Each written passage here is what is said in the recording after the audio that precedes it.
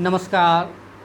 आज हम लोग इस क्लास में आधुनिक आवर्त नियम क्या है और आधुनिक आवर्त सारणी क्या है, ये कैसे बना है, उसका आधुनिक आवर्त नियम क्या कहता है, इसके बारे में जानकारी हासिल करेंगे। इससे पहले हम लोगों ने मैनलिफ की आवर्त सारणी पढ़ा है। मैनलिफ की आवर्त सारणी में कौन कौन से दोष है, खामियां हैं, इसके बारे में जानकारी हासिल की है। और फिर इससे पहले जो तत्वों के वर्गीकरण के संबंध में जो शुरू में प्रयास किए गए थे, उसके बारे में हम लोगों ने यहाँ डिटेल से पिछले क्लासों में पढ़ा है।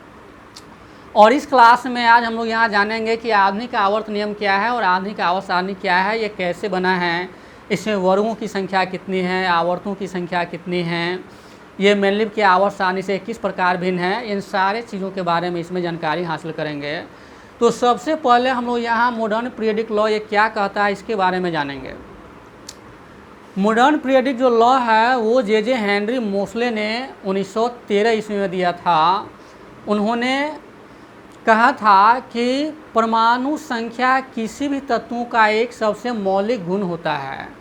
और ये उन्होंने एक एक्सरे स्टडी किया था मेटल के ऊपर, जिसमें उन्होंने परमाणु संख्या और तत्वों के गुणों के बीच में संबंध स्थापित किया था। और ऐसा संबंध परमाणु भार और उसके गुणों के बीच में नहीं आया। इसके आधार पर उन्होंने कहा कि atomic number is the main fundamental property of any element, and he has postulated a law on the basis of his atomic number concept, and he has told that the physical and chemical property of elements are the periodic function of their atomic number.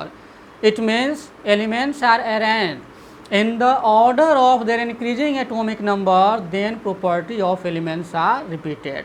This is known as modern periodic law or Moseley's periodic law or present form of the periodic table, which we have to use today. This law exhibit. So modern periodic law, which tells us the physical and chemical property of different elements are the periodic function of their atomic number, not atomic weight. If elements are arranged in the order of their increasing atomic number, then the property of elements are repeated after particular interval. अर्थात यह आधुनिक आवर्त नियम कहता है कि तत्वों का जो भौतिक और रासायनिक गुण है उसके परमाणु संख्या के आवर्त फलन होते हैं। अर्थात तत्वों को अगर बढ़ते हुए परमाणु संख्या के आधार पर सजाया जाए तो एक खास अंतराल के बाद समान गुण वाले तत्वों की पुनरावृत्ति होती है, अर्थात समान गुण वाले तत्व पुनः आ जाएंगे। फिर कितने अंतराल में? 2 के अंतराल में, 8 के अंतराल में, 18 के अंतराल में और फिर 32 के अंतराल में। अर्थात 2, 8, 18, 32 के अंतराल पर तत्वों के गुणों में समानता होगा। तो ये आधुनिक आवर्त नियम कहता है। और ये आधुनिक आवर्त नियम जे हेनरी मोसले ने 1914 ईस्वी में दिया था। और इन नियम के आधार पर उन्होंने सभी तत्वों को एक सारणी के रूप में सजाया, जिसे आधुनिक आवर्त सारणी के नाम से जानते हैं। तो पहले ये नियम क्या कहता है उसको हम लोग यहाँ लिख करके समझेंगे।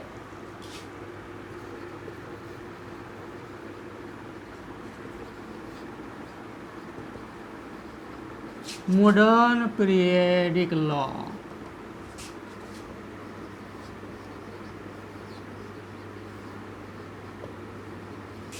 The physical and chemical properties of elements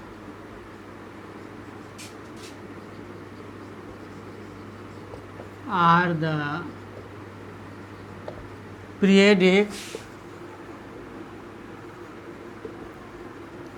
function of their atomic number. ये एक मैथमेटिकल नियम हो गया। ये मॉडर्न पीरियडिक लॉ कहता है कि the physical and chemical property of elements are the periodic function of their atomic number.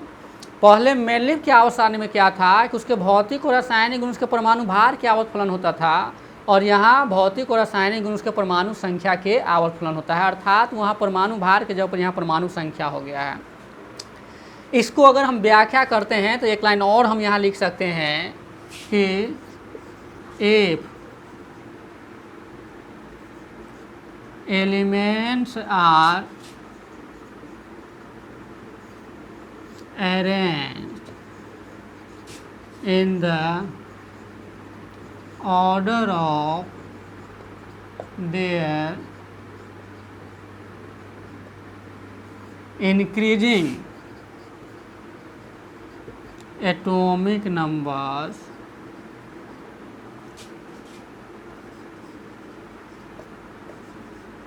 then the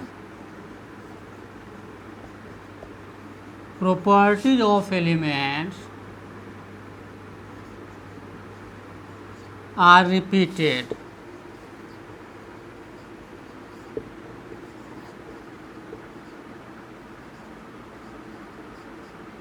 This is called modern periodic law.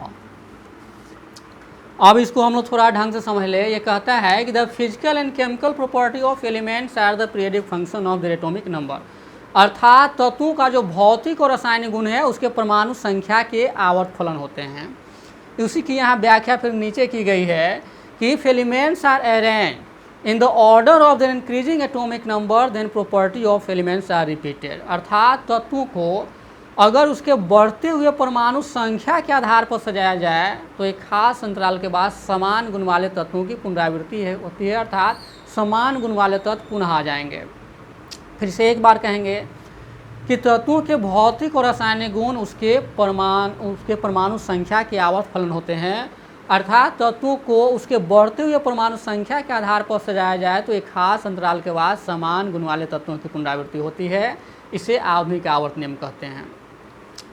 अब इस आधुनिक आवर्त नियम के आधार पर जे हेनरी मोसले ने 1913 ईस्वी में उस समय तक ज्ञात सभी तत्वों को एक सारणिक रूप में सजाया, जिसे आधुनिक आवर्त सारणी के नाम से जानते हैं। और इस आधुनिक आवर्त सारणी का फिर अलग अलग नाम से हम लोग यहाँ जानते हैं। आधुनिक आवर्त सारणी को long form of periodic table कहा जाता है, या फिर present form of periodic table कहा जाता है, या फिर मोसलेज पीरियडिक टेबल के नाम से जानते हैं। इसका ये अलग अलग नाम है, अलग अलग नामों से आता है। पुनः इसको हम जान लें कि आधुनिक आवर्त सारणी को अर्थात मॉडर्न पीरियडिक टेबल को present form of periodic table भी कहा जाता है, long form of periodic table भी कहा जाता है और मोसलेज पीरियडिक टेबल कहा जाता है।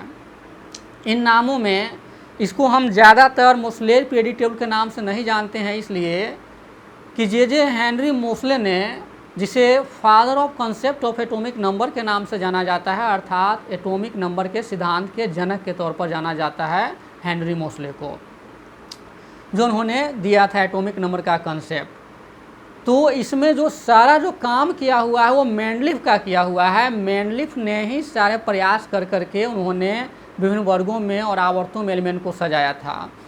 तो जो सारा जो योगदान है तत्वों के वर्गीकरण का वो मेंडलीफ को जाता है। इन्होंने केवल किया था क्या कि एटॉमिक वेट के जगह पर एटॉमिक नंबर को रख करके एलिमेंट को सजा दिया था, जिससे मेंडलीफ के आवर्त सारणी में जो हम लोग पिछले क्लासों में जो 8 डिमेरिट जो पढ़े थे वो सभी दूर हो गया है इसमें, इसलिए ज़्यादा लोकप्रिय हो चुका है और हो गया है।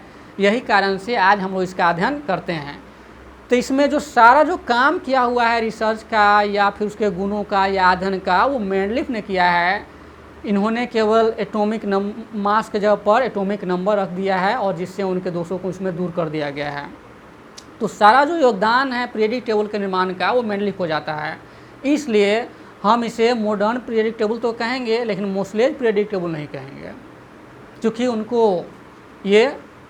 उनका जो सारा श्रेय वो मेंडलीफ हो जाता है। इसलिए जो मॉडर्न पीरियडिक टेबल है उसको हम present form of periodic table कहते हैं या long form of periodic table कहते हैं। अब long form of periodic table से क्यों कहा जाता है ये भी थोड़ा हम ढंग से समझ लेते हैं। मेंडलीफ ने क्या किया था कि 0 और 8 ग्रुप को छोड़ करके से सभी ग्रुप को 2 भागों में बांट दिया था, अर्थात सब ग्रुप ए और सब ग्रुप बी। तो यहाँ चूँकि आधुनिक आवर्त सारणी में तत्वों को उसके बढ़ते हुए परमाणु संख्या के आधार पर सजाया गया है, जिसके आधार पर उपवर्ग ए और उपवर्ग बी का स्थान अलग अलग हो गया है, जिससे आवर्त सारणी का जो रूप है वो बड़ा हो गया है। इसीलिए आधुनिक आवर्त सारणी को हम आवर्त सारणी का दीर्घ रूप कहते हैं। Long form of periodic table कहते हैं। ये उसका एक कारण है। तो ये तो आधुनिक आवर्त नियम हो गया। अब ये आधुनिक आवर्त सारणी कैसे बना है और आधुनिक आवर्त सारणी क्या है? तो जे हेनरी मोसले ने अपने आवर्त नियम के आधार पर सभी तत्वों को एक सारणी के रूप में सजाया, जिसे आधुनिक आवर्त सारणी कहते हैं।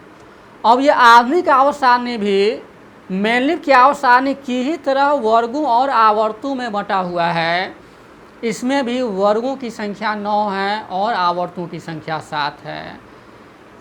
इसमें भी वर्गों को रोमन अक्षरों में सूचित किया जाता है, जैसे 1 2 3 4 5 6 7 और 8 ये रोमन में लिखा जाता है। जैसे इस तरह से 1 है, 2 है, 3 है, इस तरह से 8 तक, और एक है 0 ग्रुप, ये इसमें ही बनाया गया है।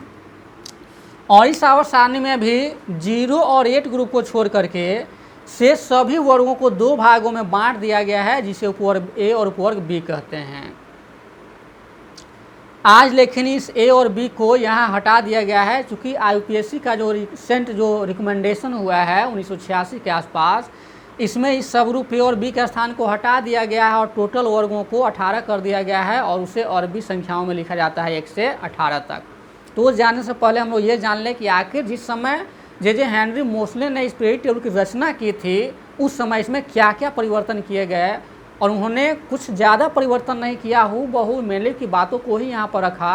अंतर इतना था कि वो एटॉमिक वेट के आधार पर था, या एटॉमिक नंबर के आधार पर है। तो यहाँ हम इसके रचना के बारे में चले कि इस टेबल की रचना कैसे हुई। तो यहाँ जो आधुनिक आवर्त सारणी है वो ठीक मेनलिफ की आवर्त सारणी की ही तरह विभिन्न आवर्तों और वर्गों में बटा हुआ है, अर्थात वर्गों की संख्या इसमें भी 9 है और आवर्तों की संख्या 7 है। इसमें भी वर्गों को रोमन अक्षरों में लिखा जाता है, जैसे 1 2 से लेकर 8 तक, एक 0 ग्रुप। फिर इसमें भी 0 और 8 ग्रुप को छोड़ करके से सभी वर्गों को 2 भागों में बांट दिया गया है, जिसे सब ग्रुप ए और सब ग्रुप बी कहते हैं। जैसे फर्स्ट ए हुआ, ये फर्स्ट बी हुआ, फिर सेकेंड ए हुआ, ये सेकेंड बी हुआ, इस तरह से 7th ए 7th बी तक गया, 0 और 8 ग्रुप को छोड़ करके। ये तो वर्गों की बात रहे। इसमें भी आवर्तों की संख्या 7 है, लेकिन ये जो वर्ग ए और बी है, जो रिसेंट IUPAC का जो रिकमेंडेशन आया है, IUPAC है जो एक इंटरनेशनल ऑर्गेनाइजेशन है प्योर अप्लाइड केमिस्ट का, इसका फुल फॉर्म होता है international union of pure and applied chemistry. This is the international organisation of pure chemist and applied chemist. The main function of this organization is to resolve any problems created in the field of chemistry. Either such problems are based on IUPAC nomenclature, atomic weight and molecular weight determination, or nomenclature of any compound. This IUPAC organization is responsible for all these activities. तो वो IUPAC ने एक जो recommendation दिया है, अपना जो स्वीकारोक्ति दिया है जो हाल ही में, उसमें ये कहा गया कि जो यहाँ ए और बी जो सबग्रुप का स्थान है उसे हटा दिया जाए, और टोटल जो वर्गों की संख्या कर दिया गया है 18 कर दिया गया है, और उसे अब और भी संख्याओं में लिखा जाता है, जैसे 1 2 3 4 इस तरह से 18 तक कर दिया गया है, और ए बी का स्थान हटा दिया गया है। लेकिन जिस समय इस मॉडर्न पीरियोडिक टेबल की रचना हुई, उस समय मोसले साहब ने ए और बी को यथावत रखा जिस तरह से मेनलिफ ने रखा था। लेकिन आज IUPAC का जो नया रिकमेंडेशन आया है उसमें ए और बी के स्थान को हटा दिया गया है। अब इस दोनों में मेनलिफ की आवर्त सारणी में और आधुनिक आवर्त सारणी में अंतर क्या है? मेनलिफ की आवर्त सारणी हम लोगों ने देखा कि इसमें वर्गों की संख्या 9 और आवर्तों की संख्या 7, अर्थात मेनलिफ की आवर्त सारणी वर्टिकल और हॉरिजॉन्टल लाइन के मिलने से बना है। वर्टिकल लाइन को ग्रुप और हॉरिजॉन्टल लाइन को पीरियड कहा जाता है। तो इस तरह से वर्गों की संख्या 9 और आवर्तों की संख्या 7 था। तो वर्गों को मेनलिफ की आवर्त सारणी में रोमन में लिखा गया था 1 से 8 तक, और एक 0 ग्रुप। फिर 0 और 8 ग्रुप को छोड़कर 2 भागों में उसे बांटा गया, जिसे सब ग्रुप ए और सब ग्रुप बी कहा गया। ठीक उसी प्रकार से आधुनिक आवर्त सारणी में भी किया गया है। तो चूँकि आधुनिक आवर्त सारणी में तत्वों के वर्गीकरण का जो आधार है वो परमाणु संख्या है, इसलिए जो मेनलिफ की आवर्त सारणी का जो सबग्रुप ए और सबग्रुप बी का जो स्थान है वो अलग अलग हो गया है।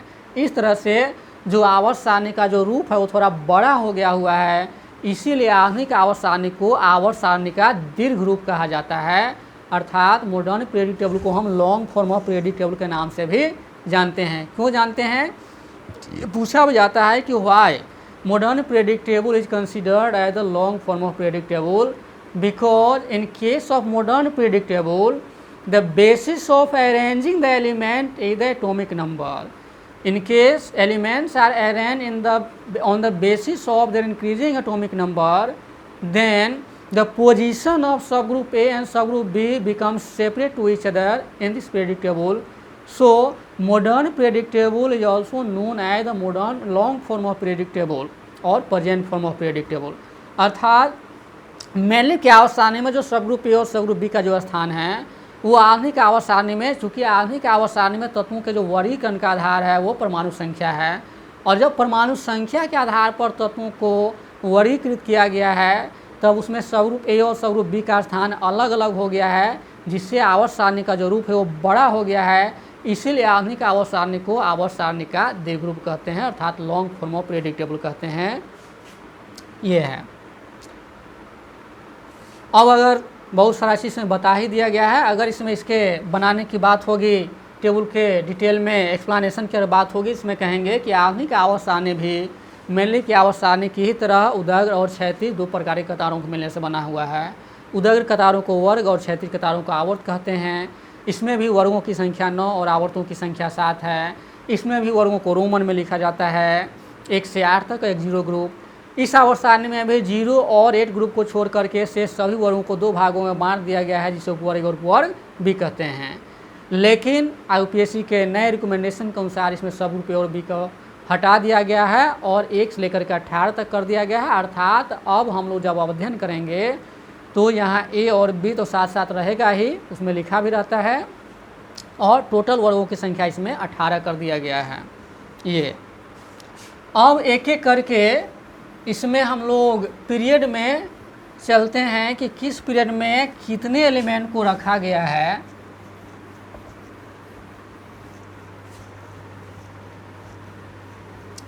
यहाँ वर्गों की संख्या 7 है.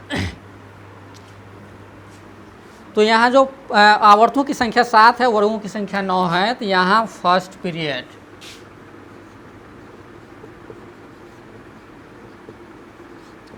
इसमें 2 एलिमेंट को रखा गया है, हाइड्रोजन एंड हीलियम. इसमें 2 एलिमेंट को रखा गया है, इसलिए इसको लघु आवर्त कहते हैं, वेरी शॉर्ट पीरियड कहते हैं. इसमें 2 तत्वों को रखा गया है. फिर है सेकेंड पीरियड है, इसमें आपको 8 तत्वों को रखा गया है. तो हीलियम से है तो लिथियम से लेकर के ये आपको नियोन तक हो जाएगा. ये 8 एलिमेंट है, ये सभी एलिमेंट्स हैं. ये एलिमेंट्स हो गया. इसमें 2 एलिमेंट्स हैं. फिर थर्ड पीरियड की अगर हम बात करें तो इसमें भी 8 तत्व है. ये नियोन के बाद ये सोडियम से लेकर के आपको ये आर्गन तक होगा. इसका एटॉमिक नंबर हम लिखते चले.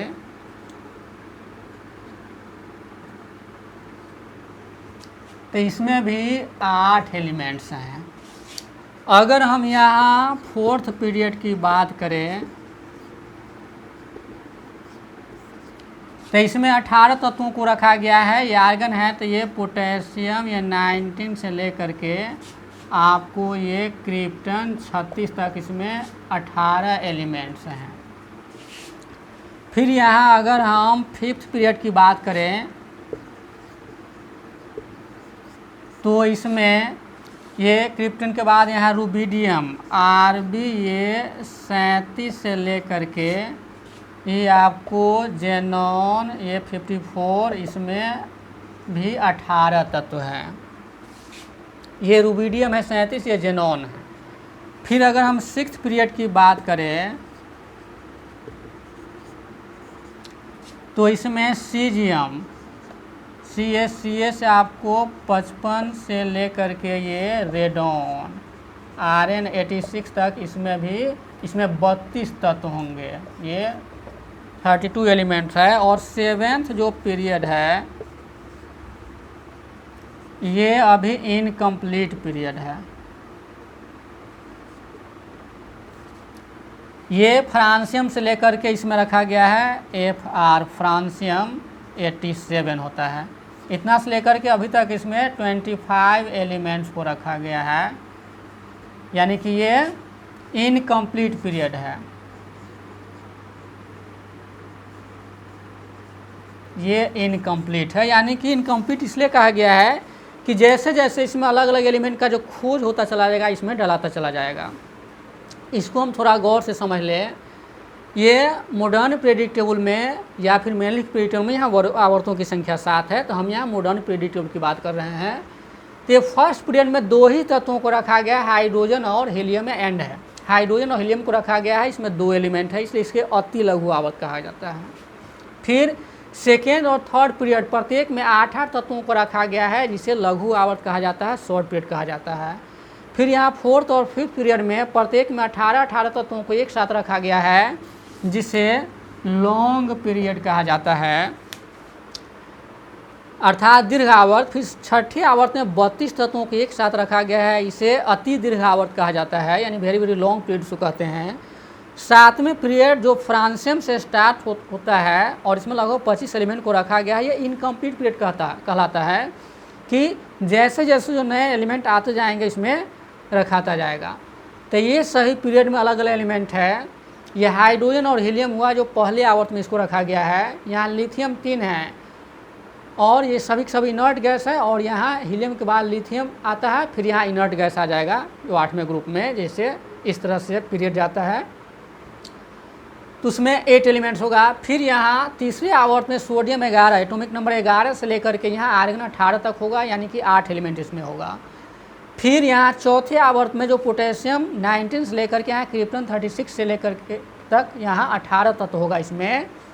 फिर यहाँ फिफ्थ पीरियड में रूबिडियम ये 37 जो एटॉमिक नंबर है, यहाँ से लेकर के जेनॉन 54 तक 18 एलिमेंट्स है इसमें। फिर छठे आवर्त में ये सीजियम है, सीजियम जिसका एटॉमिक नंबर 55 होता है, से लेकर के रेडॉन 86 तक इसमें 32 एलिमेंट हैं। सेवेंथ पीरियड फ्रांसियम से स्टार्ट होता है। तो यहाँ जहाँ से स्टार्ट होता है ये पहला पीरियड हुआ। ये पहले पीरियड को तो ये तो पहला ग्रुप कहलाएगा। ये तो पीरियड तो ऐसे गया है, अगर हम ऐसे चले तो ये पहला ग्रुप आ जाता है। ये सभी अल्कली मेटल है, यानी क्षारीय धातु है, और ये सभी के सभी 18वां ग्रुप है जो इनर्ट गैस को शो करता है। ये सभी के सभी इनर्ट गैसेज है, helium, neon, argon, krypton, xenon और रेडॉन। तो इस तरह से आवर्त ये बाएं से दाएं की ओर बढ़ेगा और जो वर्ग है वो ऊपर से नीचे की ओर बढ़ेगा। और चूंकि यहाँ पर पीरियडिक टेबल को किताब के सहारे दिखाना उतना संभव नहीं हो पाता है, समय का अभाव होता है, और जितना चीज़ यहाँ मैंने बताया आप सभी उस किताब को और देखेंगे तो जो ऊपर से नीचे वाला जो लाइन आएगा वो वर्ग आएगा, और जो बाएं से दाएं जाएगा वो आवर्त आएगा। तो आवर्त में आप देखिएगा कि इसमें पहले आवर्त में 2 ही तत्व होगा, और फिर इसमें 8 होगा, फिर तीसरे में भी 8 होगा, कहाँ से कहाँ तक होगा तो सोडियम से आर्गन तक होगा। इस तरह के आपको मिलेंगे। ये थोड़ा समझने के लिए समझदारी खोजता है। तो ये सभी आधुनिक आवर्त सारणी में आवर्त है और उसमें तत्वों की संख्या है।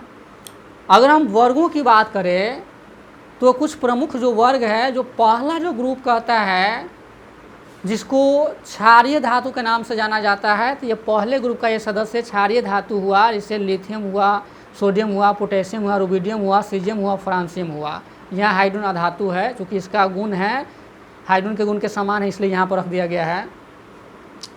फिर जो दूसरा ग्रुप है उसको अल्केलाइन अर्थ मेटल कहा जाता है, यानी क्षारीय पार्थिव तत्व कहा जाता है, क्षारीय पार्थिव धातु कहा जाता है, क्योंकि उन्हीं तत्वों के मिलने से पृथ्वी के सतह का अधिकांश भाग का निर्माण हुआ है।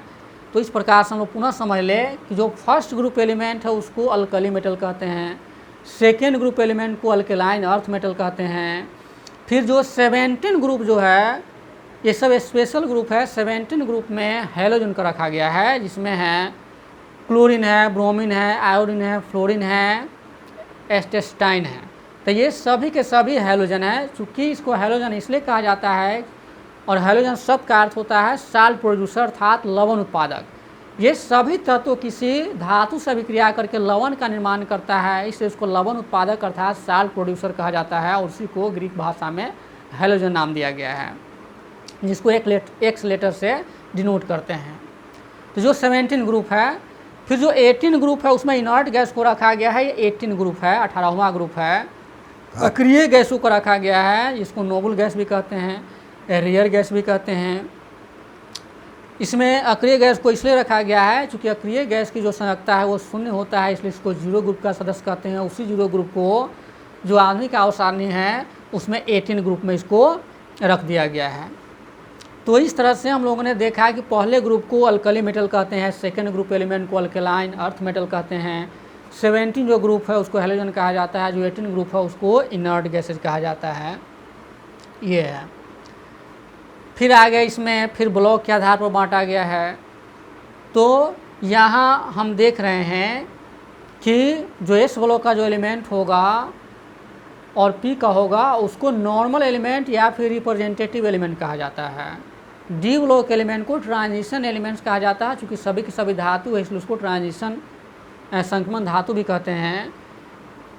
तो इस तरह से फिर अगले क्लास में हम लोग वर्गों के बारे में विशेष रूप से अध्ययन करेंगे, या फिर इसके अलग अलग जो गुण आवर्त सारणी में कैसे परिवर्तित होता है विभिन्न वर्ग में और विभिन्न आवर्त में, इसका अध्ययन करेंगे। तब तक के लिए आप सभी को धन्यवाद।